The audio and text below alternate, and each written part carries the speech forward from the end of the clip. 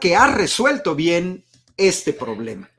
A nivel mundial, como muestra esta tabla, México ocupa el lugar número 12 por vacunas suministradas sin que, como Cuba, tengamos una vacuna propia. Eso implica un enorme esfuerzo. En México se han suministrado más vacunas incluso que Rusia, que tiene su propia vacuna Sputnik, que en Italia o incluso que en Inglaterra, que tiene su vacuna AstraZeneca. Ahora, lógicamente, el número de dosis suministrada depende también de la población.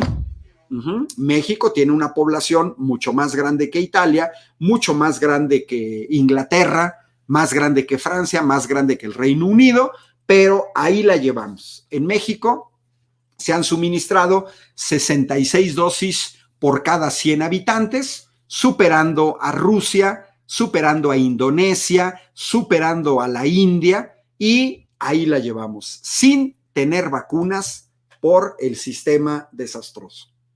Hoy tenemos un gobierno que, ante la necesidad de importar ventiladores mecánicos para terapia intensiva, porque los panistas y los priistas se gastaban el dinero en otras cosas, pues hoy tenemos a un gobierno que, en sinergia con CONACYT, con CIDESI, Centro de Desarrollo en Ingeniería, una sede está aquí en Querétaro, bueno, pues ya se construyó el primer ventilador 2 del Estado mexicano, el Ejecatl, 500 unidades producidas, y el GETSI, en donde se hace sinergia con una empresa privada, Didetec.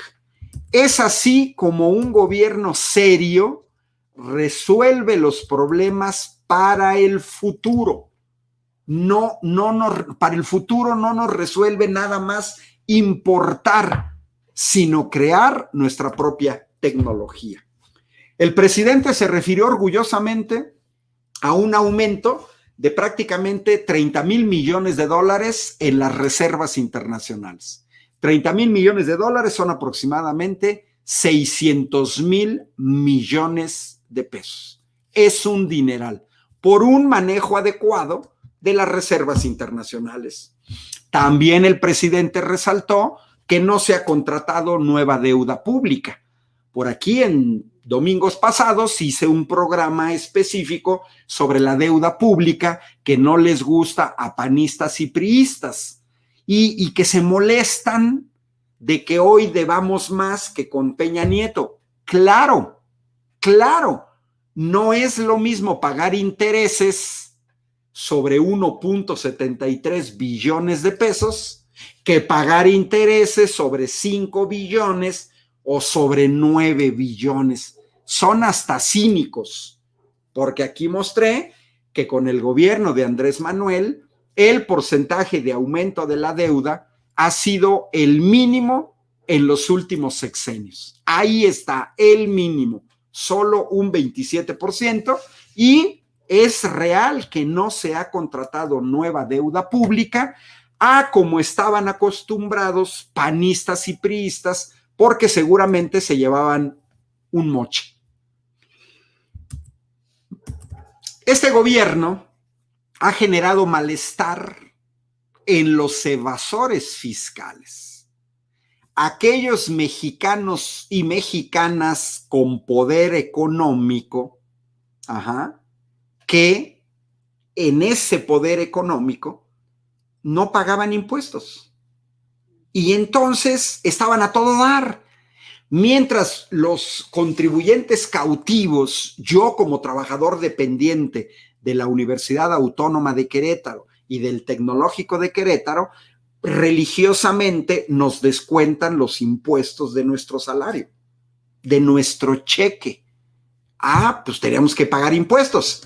Pues sí, pero vean esta gráfica y la evolución de la devolución total de impuestos, que quiere decir impuestos no pagados. Y esto muestra claramente a los gobiernos panistas en su ejecución del gobierno. Porque este es el periodo 2000-2011.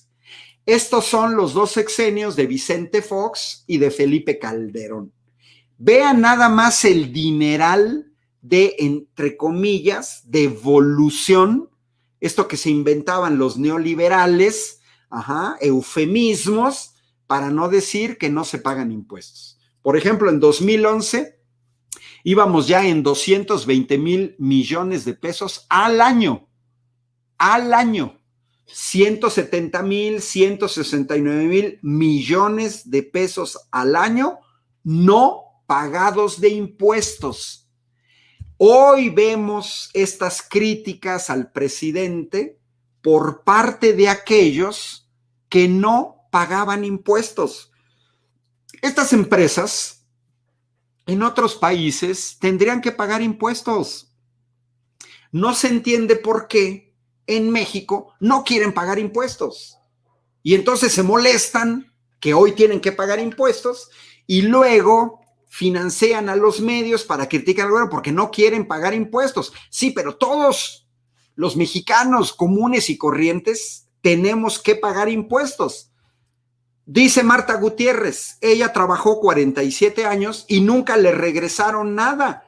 Pues habemos muchos Marta Gutiérrez, efectivamente, así es esa situación. Y lógicamente, pues ante esta situación, todos hemos visto cómo nos han tratado. Mientras a nosotros nos pagaban impuestos, a Pemex tenía que pagar más del 100% de impuestos, estos señores se despachaban con la cuchara grande. Evasión fiscal, vean nada más el dineral, porque ahorita la grafiquita en azul, miren esto, son los panistas. Pero luego siguió el PRI y vean, entre 2014 y 2018, evasión fiscal, 2 billones de pesos que se le quitan al gobierno para invertirlos en educación, en salud, en obras de infraestructura, en empleos en México, para que mexicanas y mexicanos no tengan que emigrar a otros países.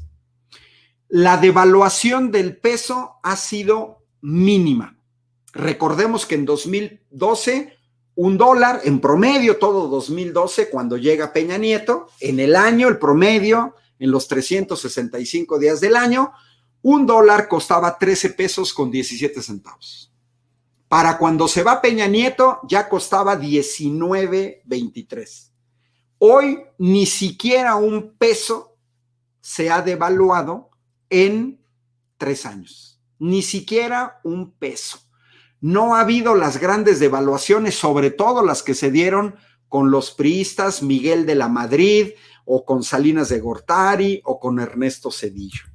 Otro punto que orgullosamente el presidente señala, y estamos todos convencidos, era el aumento permanente en el precio de los combustibles. Permanente. Ahí está esa gráfica que muestra abajo la fluctuación del precio del petróleo. Panistas, si aumentaba el precio del petróleo, ustedes nos decían, como aumentó el precio del petróleo a nivel internacional, les vamos a aumentar la gasolina. Y luego, ¿saben qué? Bajó el precio del petróleo, entonces les vamos a aumentar la gasolina. Eso no tiene ninguna lógica. Y aquí les recuerdo a panistas y priistas, el precio de la gasolina en diciembre de 2018 era de 19 pesos con 20 centavos por litro.